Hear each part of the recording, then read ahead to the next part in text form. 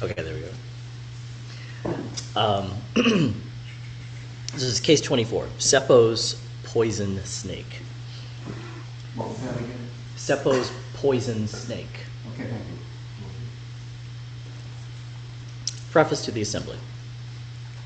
The carp of the eastern sea, the poison snake of South Mountain, the donkey's bray of Fuc, the dog's bark of Chico.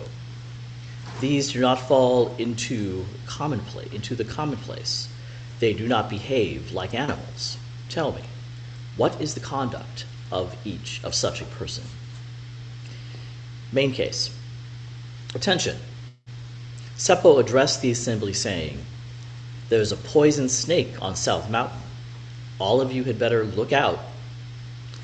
Choke said, "Today in the hall, there are many who have lost their lives." A monk related this to Gensha, and Gensha remarked, "Only Dharma brother Choke could say that. But be that as it may, I am not like that." The monk asked, "What about you, Osho?" Gensha said, "Why bother using Sao?" Uman threw down his staff before Seppo and gave the appearance of being afraid. Appreciatory verse. Gensha's great vigor, Choke's small bravery. South Mountain's poison snake died uselessly. Where wind and clouds gather, the head sprouts horns. As expected, we see Uman take a hand and fiddle around. Among brilliant lightning flashes, see the change. When it's mine, I can let go or call back. When it's with him, he grabs and releases. What's that? Right now, can you give it to someone?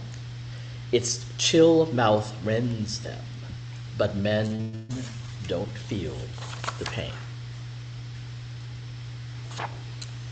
Okay, got that?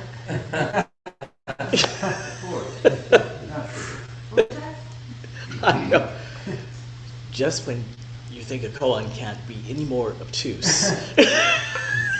I've gotten it that a lot of us have lost our lives to a poison snake on some South Mountain that is not even here.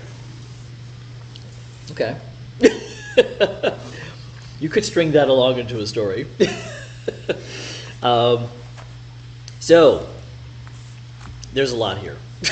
And essentially, the Shishin's commentary is only, a page and one paragraph, so it's very short for such a, really, terse koan. You probably didn't get it either. Yeah.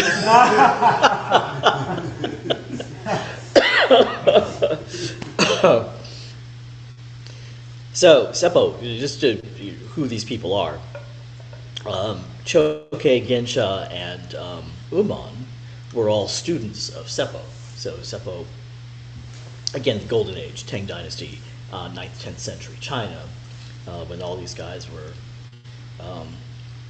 at their peak, both spiritually as well as financially.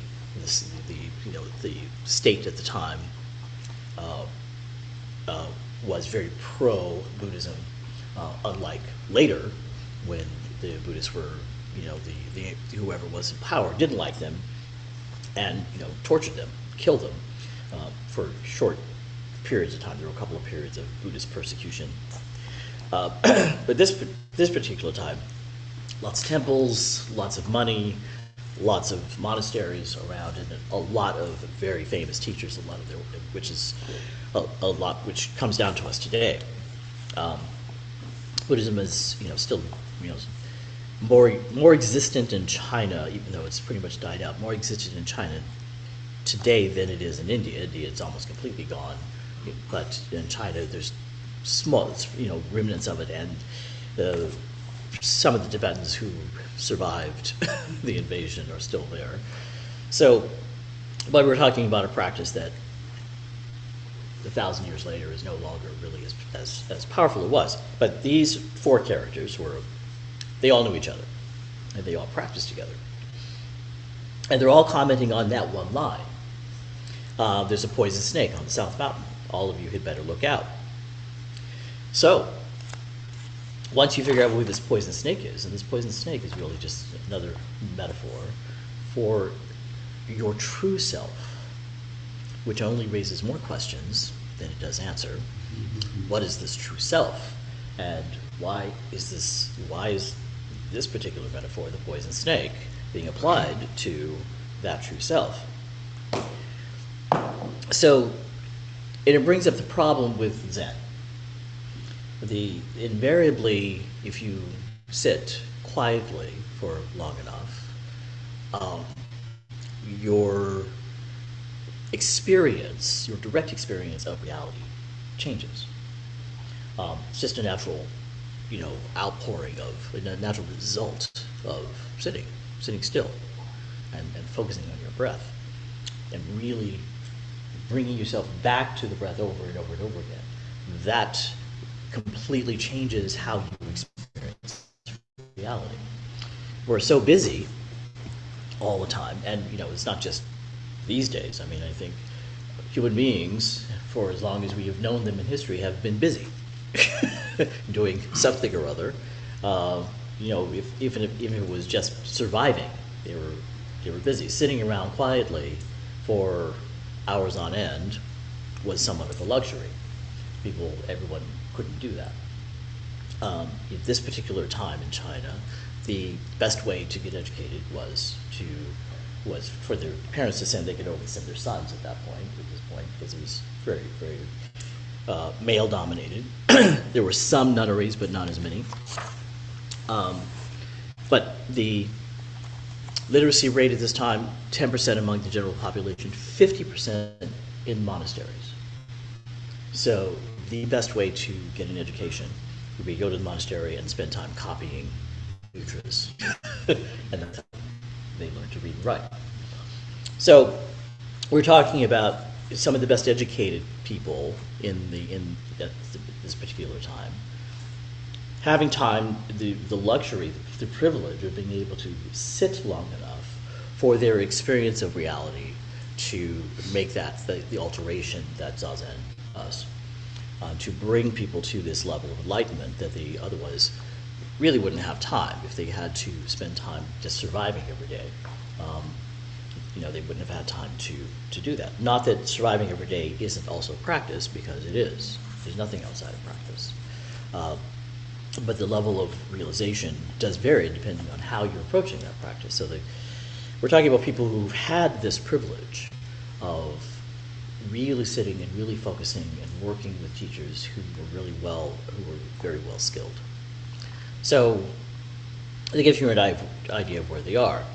And the experience, and they would have recognized that to really encounter your true self poisons the stories that we tell about reality, because the stories fail to work after you've had that direct experience of it, because the direct experience is always before it becomes a thought, which is always before it becomes a story.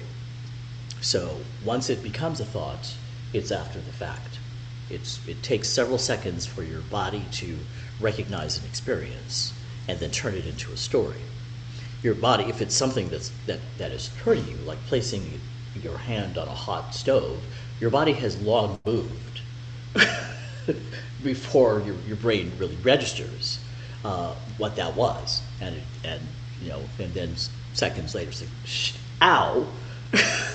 You actually will feel the pain and respond to the pain before the signal of the heat has reached your brain, and Yeah. yet you remember them together. Yeah, exactly, and that is what the direct experience of reality is in all cases, not just pain. Pain is the one that you remember the most, but that's how reality works. Reality is experience first, story later. So this poison kills off that narrative. So it kills off that idea that we have about ourselves. this idea of you is, or me, or I, is a construct. And we get very attached to those constructs. You know, I am a retired HR professional. I am a classically trained pianist. So all these identifiers that we have for ourselves are stories that we tell about ourselves. But they're not our true selves. Our true selves are in that space of direct experience before precept, before story, before attachment to these identifiers. So, and for a lot of people, that experience is sudden, but usually it happens as a result of doing a lot of work, and then it suddenly hits you, or you suddenly experience, you drop down your body, the body, how did Dogen put it, the body and mind dropped away, body and mind. That experience tends to happen suddenly, but usually out of the course of being in the process of doing the work of Zazen for some period of time. Not that you can't have momentary epiphanies, but epiphanies usually end up being stories as well. So they're little sparks of wisdom, but that truly dropping off of any attachment you have to any identity at all is a very deep experience that once you have it, you'll never go back. The poison is bitten, and you realize that, yeah, there are all these wonderful stories I have about myself, and they mean absolutely nothing. Not that I can't use them, because now they become, instead of reality, they become a tool that I can use at any given point. And that is where, this is what this particular koan is comparing and contrasting, is this absolute and relative. And we that experience of the dropped off body and mind is that experience of emptiness, which some people get very attached to, because it's nice not to have words, nothing interrupting you, just this direct blissful experience, and you don't have any of the stories of good or bad or right or wrong. All of that disappears in that experience, and people want to stay there. However, one has to get up from the cushion, and you take the experience of that cushion with you into the relative world in which there is good, bad, up and down, right, wrong, that you have to deal with. And where that is a seamless transition is where the skill of the practice comes in. So these teachers, well, they were students of Seppo at this time, but they became famous teachers, are expressing that experience, that particular juxtaposition or interconnectedness between the absolute and the relative, because you cannot have one without the other. They are inextricably merged. So you can get attached to one or the other and not be aware of one or the other. Most people don't do the work to experience the absolute, or if they do, they don't know what it is. So most people live in the relative world all the time. It's this constant world of dualism, up, down, right, wrong, and this constant comparisons of things to everything else. Those who do have the experience of that dropping off and that very deep experience of nothingness, of emptiness, that can be so blissful that people get attached, or it can be very disappointing. I think Joko Beck described it as being, she was disappointed with her experience of that absolute. I found it rather blissful because I could just sit and do nothing and be nothing. There was nothing to do, no name that I was attached, nowhere for me to go, and I was like, yes. Vacation.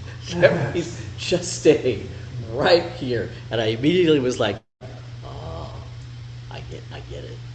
I get why people want to stay here. This is addictive. But the minute it becomes a story, it's now a construct. You've now just made it up, and you're out of it. So there it is. So that those moments are temporary, as Dogen very skillfully pointed out to his teacher.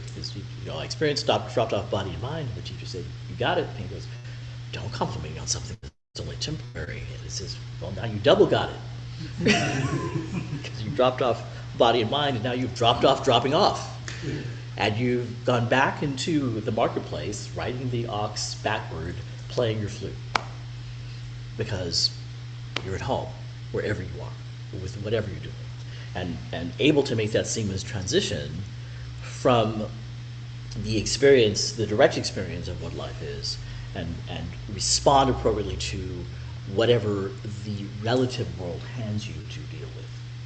That's the skill of this. That's what all of this mess of a koan, which is really how it sounds when you read it. When I read it the first time years ago, it's like, WTF?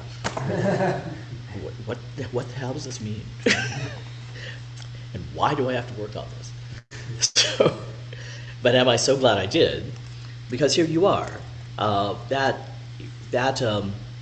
Today in the hall there are so many who, when Choke says today in the hall there are so many who have lost their lives, there are so many, and it was a compliment that yes, there are people who have had that experience in this hall, who know what that's like, who've been, their ego has been poisoned by the snake that has bitten them on South Mountain.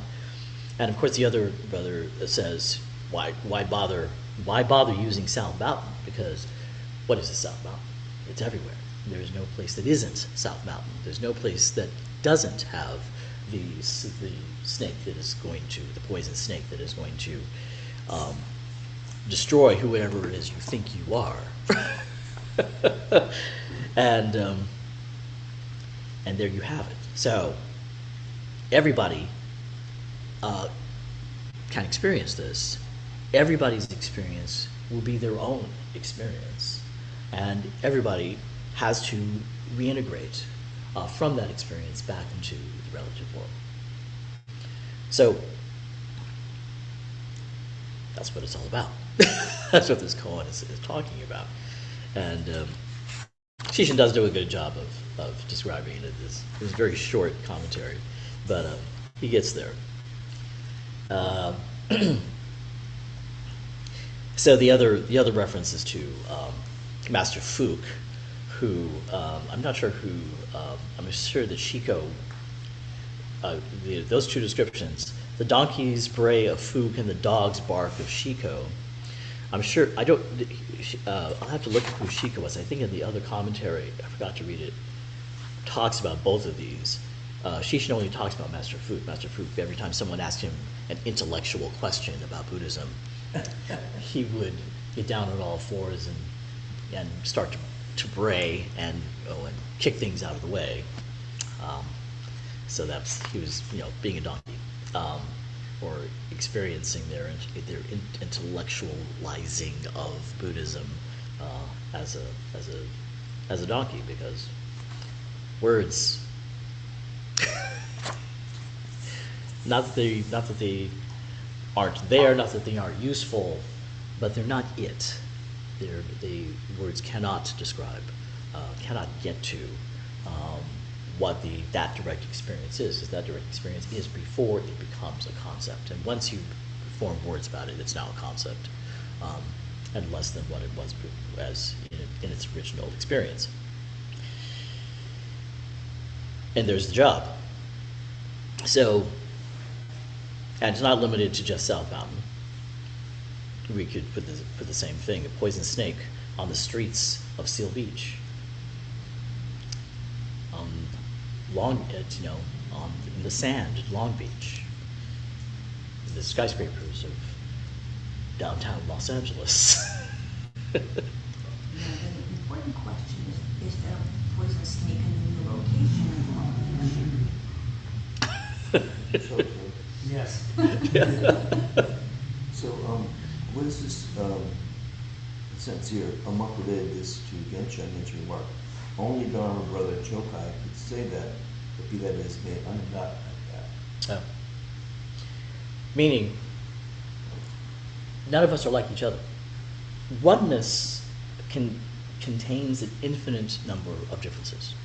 and it shows up differently in each one of us. So I'm not like you, you're not like me. We all come with our own histories and baggage and filters, and so how we all deal with the relative, or how we all experience the absolute and then effectuate in the relative will be individualistic, and we each bring our own individual flavors to that. So we're not all the same. Just because we're all doing the same practice does not rubber stamp the experience of that. And which is why there's no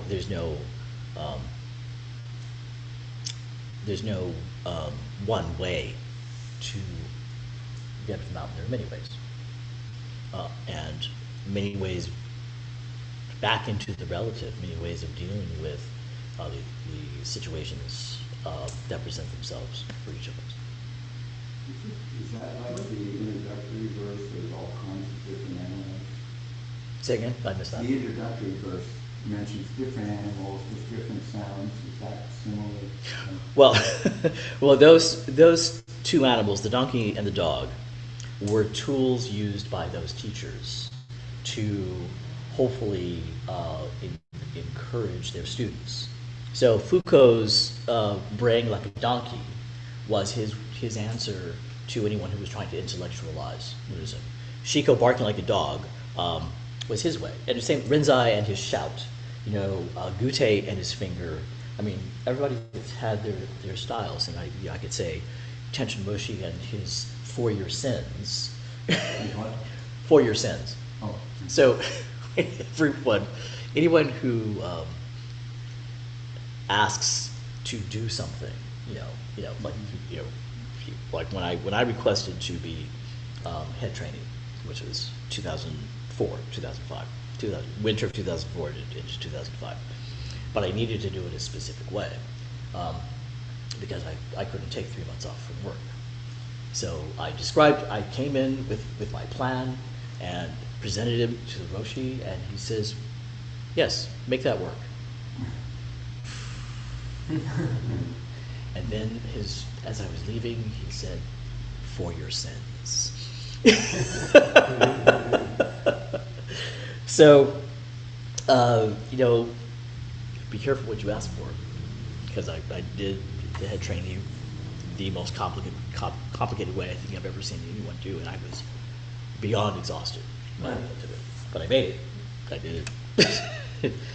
But the best experience is never ask Tenshin to do anything again, because he'll say yes, and then the responsibility of getting it done falls on me.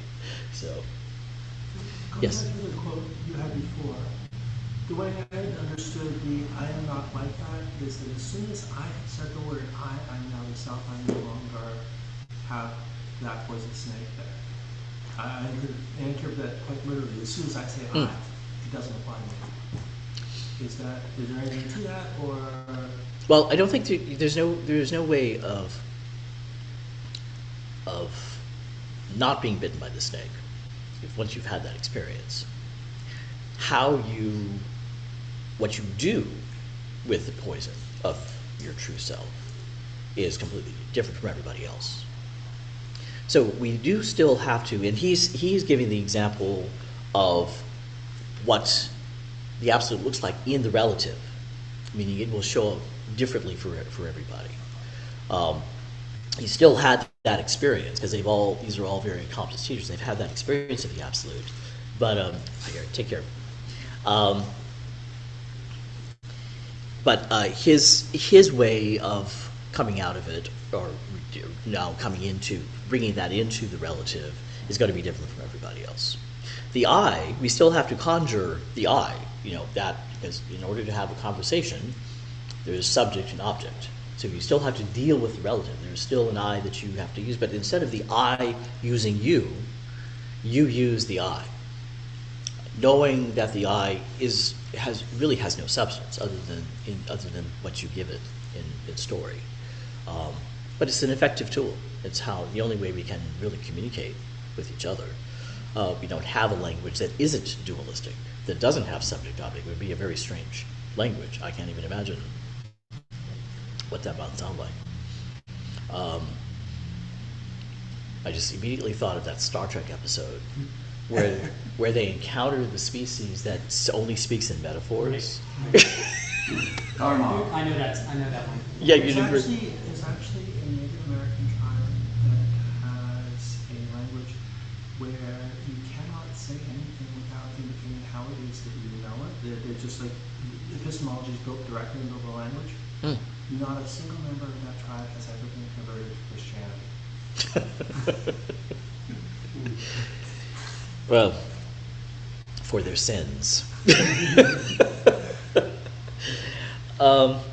Yeah, I think that language is an interesting study. What little I know of linguistics, how it evolves, and some languages, like when I was learning Japanese, where there's not a lot of self-referencing that they do in the language. It's this within the context, everyone knows who each person is in the conversation, but they're not saying I this, I that all the time in their language. There is a way to say it, but it's not used. Too egotistical. It's too egotistical. Yeah, it's too egotistical. And it also comes from a culture that is much more community-oriented than the Western cowboy individualistic, warrior. The story Americans tell themselves. Yes. Rugged individuals. It's rugged individualism and exceptionalism, all that. So, but we're constantly talking about ourselves. I this and I that, and you this and you that. So, but that is our culture. That's the language we speak. That's how we communicate with each other. There's nothing inherently wrong with it.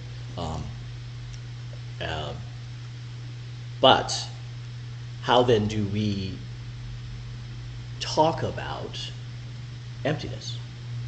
Because the minute we call it emptiness, it's now not what it is. I think it's the first line of the Tao Te Ching. Anything that can be called the Tao is not the Tao. So anything that can be called anything is not that. Language is just a tool for pointing to that. It's the finger pointing at the moon. It is not the thing itself. And the thing itself is what this whole practice is about experiencing, getting to that thing itself before it becomes I'm trying to conjugate the word relativized by language or thought, even. So even before thought, before precept. That's the. I had as I was thinking about this, I just suddenly it came to me that the most natural state of existence is this constant interconnectedness, and you could call that constant interconnectedness love. Since we don't use that word much in Buddhism, we don't talk about love, but that this whole connectedness that we have, its natural state, has no story about it. It has no conditions. So it is truly this existence of unconditional love, because it hasn't been conditioned in that state. So that's maybe, who knows, that's where that originates from. Although by the time it becomes a story, it becomes non-conditioned because we're aware of the conditions that we're now setting aside in order to continue to experience whatever that love is. So, but in its natural state, in its original state, just like yourself has no name, just like nothing has these words that really define it. Neither does this consistent connectedness that the entire universe has. It has no words, no name, no concept that describes it. It's only there for the experience. And then you can write koans like Good Poison Snake that point to the experience but are not the experience itself.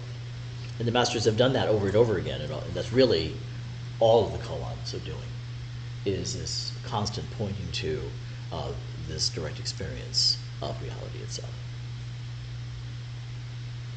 Worth the work to do, to experience. It doesn't make it any easier to express it, or any easier to deal with the relative as it presents itself. That work is always there. That experience is always there. Okay. Did we get into that? Go on. I like this going when I first. I think I liked it because I was immediately offended by it. Because I read it and I was like, okay, this is so freaking stupid. and I thought, okay, there's my story about it. Now what? So I had to work through, my instant hatred for this koan. So those are the things that affect you the most. The ones that that have a little bit of bite to them. This one. No pun intended. No pun intended. Yeah, the snake. Yeah. So I've learned to kind of. I always laugh at myself when I have an instant reaction like that. It's like, okay, what's up? So you have to accept the bite, accept the poison with it, and then figure out what to do. Yeah. Exactly. Yeah. All right. Questions, comments. Kirk, anything? The idea that we strip away or let go of all our labels. I like the way Joko Beck explained it was, yes, I'm a father, yes, I'm a husband, yes, I'm a son, but in reality, it's just me expressing my true nature in various forms. So I'm really just this, in those things, doing those things, or as you said, encountering all the things in the relative world that we have to deal with one way or the other. But we're not those titles. We're ourselves, being our true nature, performing those functions. Right. Yeah. Right. That was helpful to me. Yeah, for me as well. Because then it shifted the perspective that I get to, since that whole story is something I made up. Yeah. I can change it. Yeah. Yeah. I don't have to respond automatically to everything that comes up. It's like, okay, my normal way of responding would be blah blah blah, but here's an opportunity. Here's another opportunity to do this differently. Yeah. Sapolsky would probably argue. Another way, Yeah. another way of expressing that same thing be all dharmas are forms of emptiness, but there sure are a lot of dharmas. Yeah. Infinite number of dharmas, and they're all expressions of emptiness, because that's out of all things arise out of dependent conditions. That's the dependent conditions that arise out of this emptiness, and the emptiness is, I guess I've now given over to the more commercialized description of it. It's the quantum field, if you will, where everything is always in this potential sphere of reality, but it doesn't show up as anything until you observe it or measure it. And I think that's pretty much what it is. Undifferentiated everythingness is there, but it isn't until you turn it into whatever story you want it to be that it becomes something that gets identified. If you go into the quantum field, empty space is filled with the potential for something to be there. Mm. And it turns out that there's an energy associated with that potential called the 0 point energy, and it's far more energy than anything that can actually be there. Just empty space, by virtue of existing, is filled with potential, and that results in energy.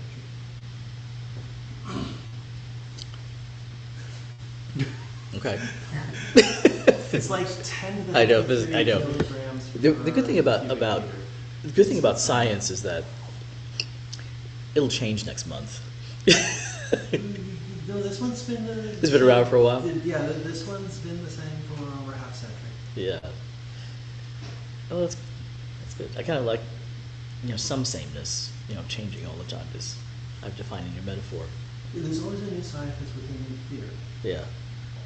This is based on the standard theory that we've had no real revision to since the early 70s, that every experiment's been called Santa Monica. Nice. Nice. All right. Anything else?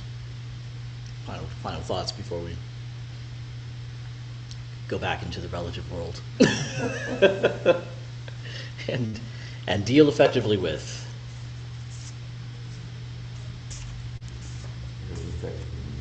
Yeah, whatever effect. Well, anything you do is going to have some effect.